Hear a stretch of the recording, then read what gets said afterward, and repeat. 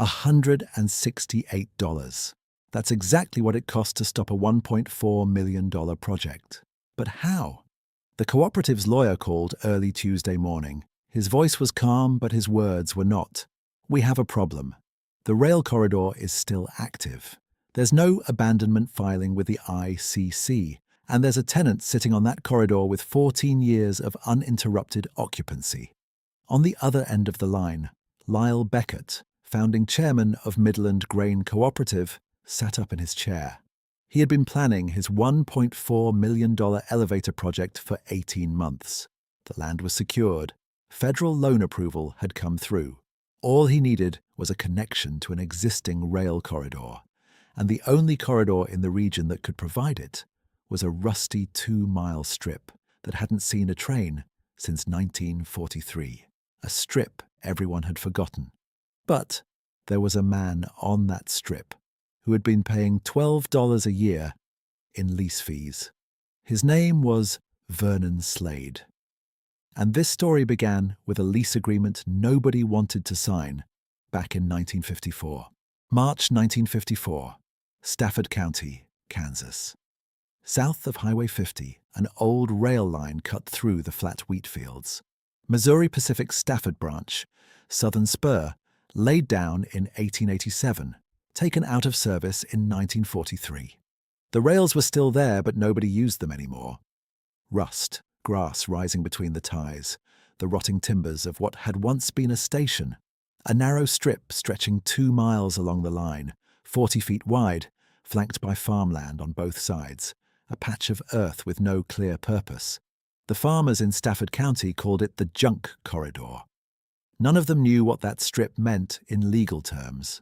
But Vernon Slade did. Vernon was 33 years old and one of the few people in Stafford County who held 2 jobs, because one wasn't enough to get by. 6 days a week, every morning, he ran a 47-mile rural mail route in a 1948 Ford pickup. His salary was $3,400 a year. In the afternoons, he worked 60 acres of wheat his father had left him. 60 acres, by Stafford County standards, wasn't a farm. It was a garden. Some of his neighbors worked 600 acres. Others worked 1,200.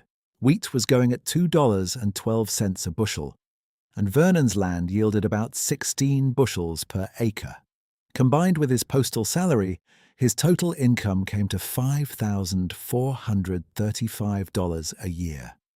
Everyone in town knew he was a half farmer, and when they said it, there was politeness in their tone, but no respect. Vernon wasn't married. His fiancée had left him in 1951, moved to Wichita. His grandfather Emmett had died in 1952, age 78, quietly. And before his fiancée and grandfather, he had already lost his mother in 1949 and his father in 1946 to illness after the war. Despite everything he had lost, in March of 1954, Vernon did something that the town would talk about for years, first with laughter, then with silence. March 14th, 1954. Vernon walked into the Missouri Pacific District office in Hutchinson, 48 miles north of Stafford. He wore a clean shirt and carried his grandfather's old file. The regional land manager, Howard Pembroke, met him at the front, a man in his 50s grey suit, the kind of desk that had a company logo paperweight on it. Vernon unfolded the map and pointed to the 2-mile strip. Junction 14 south to the Elkhorn Crossing. "I'd like to lease the corridor rights. Annual basis." Pembroke smiled faintly. It was the kind of smile that mixed pity with surprise. "You want to lease 2 miles of rusted rail and weeds?" Vernon said. "The corridor rights." Pembroke did the math. 9.7 acres of unused land. Tax burden about $8 a year. 0 revenue. A tenant would at least cover the taxes and protect the company's position. $12 a year, he said. Renewed in 5-year terms.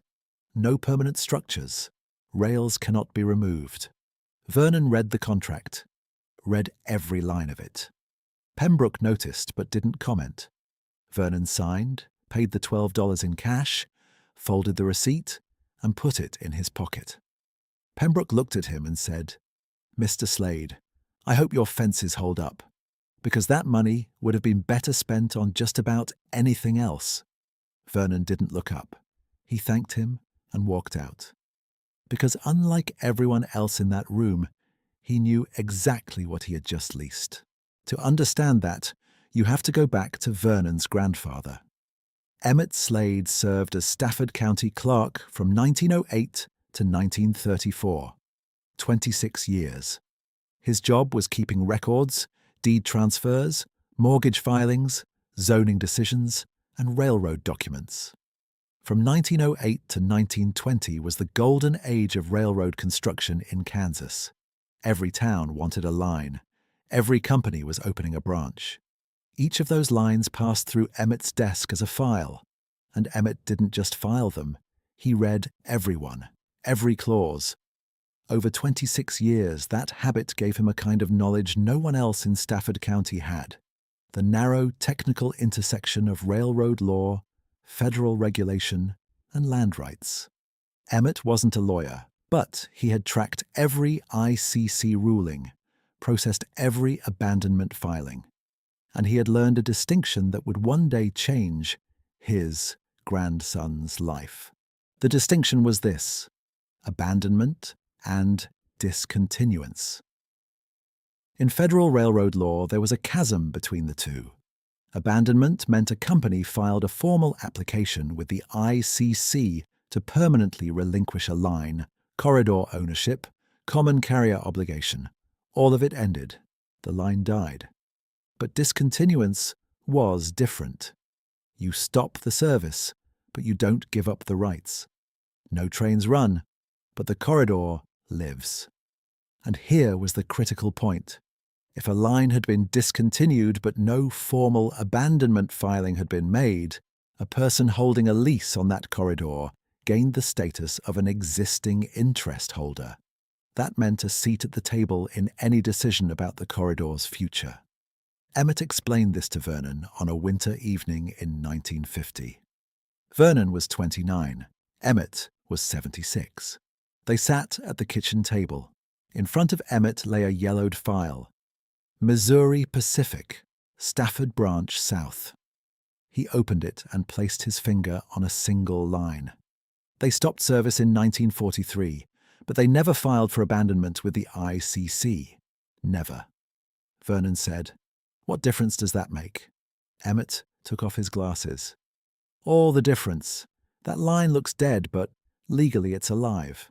And the man who holds the rights on something that's alive, if it ever wakes up, he's the first man at the table." Vernon didn't fully understand that night, but he understood the tone in his grandfather's voice, the certainty that comes from 26 years of keeping records. That tone didn't say, maybe. It said, this is how it is. 2 years later, Emmett died. He left Vernon one file. Vernon put it in a drawer. Didn't open it for 2 years. Then, in March of 1954, he pulled it out and drove to Hutchinson.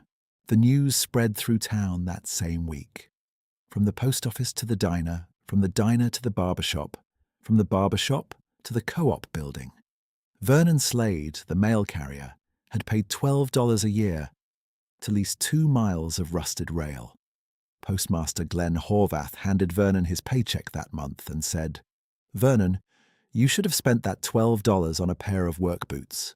At least your feet would stay dry." A few people laughed. Vernon didn't laugh, but he didn't get angry either. His grandfather had taught him one more thing. A man who knows he's right doesn't need to defend himself. He just has to wait. Vernon waited. In 1955, he paid $12. In 1956, in 1957. Every year he drove to Hutchinson, picked up his receipt, put it in his pocket, and drove back. He walked the corridor, cut the weeds, noted the condition of the rails in his ledger. At the end of each year he added one line: the date, the amount paid, the corridor's condition. The way his grandfather had kept records, quiet, steady, never showing anyone. By 1960, he had paid a total of $72. In Stafford County, $72 was the price of a pair of rubber boots and 2 bags of seed. But Vernon's file held 6 years of unbroken lease receipts. His neighbors asked him once a year, "Still leasing those rails, Vernon?" Every time, Vernon said, "Yes." When they asked why, he shrugged. In 1964, something happened that nobody noticed. Missouri Pacific filed with the ICC to formally abandon 2 old corridor lines in Stafford County, the Northern Loading Line and the Eastern Spur. The ICC approved both applications. The corridors were closed. But Vernon's Southern Spur wasn't on the list. Vernon found this out by stopping at the county building during his mail route and checking the ICC filings. The Southern Spur was still listed as discontinued. That evening he opened his ledger. October 1964. Northern Line and Eastern Spur abandoned. Southern Spur excluded from filing. Status unchanged. He closed the ledger, made dinner, went to bed. But that night, staring at the ceiling, he heard his grandfather's voice. The words were faint, but the tone was the same. Emmett Slade's tone that said, "This is how it is." Vernon had been waiting for 10 years. He would wait 4 more. Because in the summer of 1966, 40 miles south, a group of farmers would hold their first meetings about forming a cooperative. And that cooperative's elevator project would need to run directly through Vernon's $12 strip of nothing. 14 years. $168. Nobody had taken it seriously. But that money had purchased a right. And that right was about to become the only key to a $1.4 million project. In August of 1966, in the basement of a church in Pratt, 40 miles south of Stafford County, 14 wheat farmers held their first meeting. The issue was simple. The existing elevators couldn't keep up. Lines stretched for miles during harvest, and hauling costs were eating into their margins. The man chairing the meeting was Lyle Beckett, 48 years old, working 1,100 acres of wheat. The kind of man who spoke quietly, but weighed every word. He had already identified the ideal location for an elevator, southwest Stafford County, close to Highway 50, a central point that could collect wheat from 6 counties. The land was cheap. The road access was solid. There was only one problem: rail. Trucking cost 14 cents a bushel. Rail cost 6. For an elevator processing 200,000 bushels a year, that difference was $16,000. No rail, no cooperative. Beckett's engineers surveyed every line in the region. The active lines were too far. Laying new track would cost $340,000. But one of the engineers spotted something on an old map. Missouri Pacific's Stafford Southern Spur. 2 miles, rails still in place, corridor intact, connected to the main line. Estimated cost to reactivate: $85,000, a quarter of what new track would run. Beckett smiled, then he called his lawyer. The lawyer checked the ICC records, and the smile disappeared. The line had never been formally abandoned. There was no filing with the ICC. And sitting on that corridor was a tenant who had been paying lease fees without interruption for 14 years. His name was Vernon Slade. Beckett had never heard it before. In February of 1968, on a Tuesday morning, 3 men knocked on Vernon's door. Beckett, the cooperative's attorney Martin Goss, and a regional representative from Missouri Pacific. Vernon opened the door wearing a cardigan over his work clothes. He was drinking his coffee before heading out on his mail route. Beckett introduced himself and got straight to the point. "Mr. Slade, we need to talk to you about the Southern Spur corridor. Our cooperative wants to use that corridor, and we've learned you have an active lease on it." Vernon looked at them, all 3. Then he opened the door wider. "Come in, there's coffee." At the kitchen table, Beckett laid out the project. $1.4 million, 14 farmers. The benefit to the region. Then he got to it. Your lease is creating a complication. Vernon took a sip of his coffee. Complication, he said. He just repeated the word like he was tasting it. Attorney Goss stepped in, up from Wichita, thick file, thin voice. Mr. Slade, your lease is valid. We're not disputing that. But reactivating the corridor serves the public interest. We'd prefer to resolve this by agreement. We're offering $500 as termination compensation, 3 times what you've paid over 14 years. The room went quiet. Vernon set his coffee cup on the table. The faint clink of ceramic against the saucer was the only sound in the room. Vernon stood up. "One moment," he said. He walked to the bedroom, opened a drawer. When he came back, he was holding a yellowed file, his grandfather's handwriting across the front. Missouri Pacific, Stafford Branch South. Inside were 14 lease receipts, each one dated, each one stamped. Vernon opened the file and laid the receipts out in order. 1954, 1955, 1956, 1967. Then he pulled one more document from the back of the file, a page torn from his grandfather's notebook with an ICC file number and a single line. Discontinuance. No abandonment filed. He looked at Beckett. "I've been leasing this corridor for 14 years. I paid every year. I kept records every year. According to the ICC, this line was never abandoned. I am the only active interest holder on this corridor." He paused. "You're offering $500, but what fraction of your project's value is that?" Beckett looked at Vernon, mail carrier Vernon, half farmer Vernon, and for the first time he reconsidered what he was looking at. "Mr. Slade," Beckett said, "what do you want?" Vernon looked out the window. His field was visible, 60 acres. Then he turned back. "I have no objection to reactivating the corridor. The elevator would be good for the region, but I want fair compensation for my rights." He stated his terms. $4,800 as a lease termination payment, and a half-cent corridor transit fee on every bushel of grain shipped through the elevator for 20 years. Goss nearly laughed. "Half a cent? That would amount to thousands of dollars a year." Vernon said, "I know." The negotiation lasted 6 weeks. Beckett came to Vernon's house one more time, alone this time. The 2 men sat at the kitchen table and drank coffee.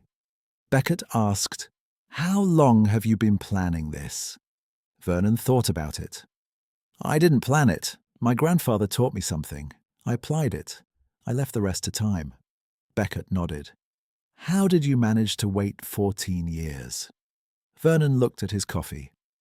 "I carried the mail. I planted wheat. I lived. Waiting isn't doing nothing. It's having patience while you do everything else." Beckett would remember that sentence for a long time. The agreement was signed in April of 1968. Vernon received $4,800 up front, nearly his entire annual income from 1954, and the 20-year corridor transit fee began. In its first year, the elevator processed 180,000 bushels. Vernon's share was $900. By 1975, volume had climbed to 400,000 bushels, and Vernon was collecting $2,000 a year, more than half his postal salary, without lifting a finger. The $168 he had paid over 14 years returned $14,600 in the first decade of the agreement alone. Howard Pembroke at the Hutchinson office heard about the deal and looked at the paperweight on his desk. He pulled Vernon's 1954 file, looked at the $12 receipt, read the note he had written in his own hand. Fencing purposes. He closed the file and stared out the window. Postmaster Glenn Horvath heard the story at the diner. He remembered the work boot joke. He stopped mid-sip, set his cup on the table and said nothing. Vernon Slade had paid $12 a year to purchase a right distilled from his grandfather's 26 years of keeping records and from 14 years of patience and solitude. He remembered what Emmett Slade had said at the kitchen table. The man who holds the rights on something that's alive, if it ever wakes up, he's the first man at the table. The line woke up. Vernon was at the table. Sometimes the thing everyone overlooks is exactly the thing nobody bothers to check. Vernon checked. That was the difference. If this story stayed with you, there are more like it coming. Subscribe and stay with us.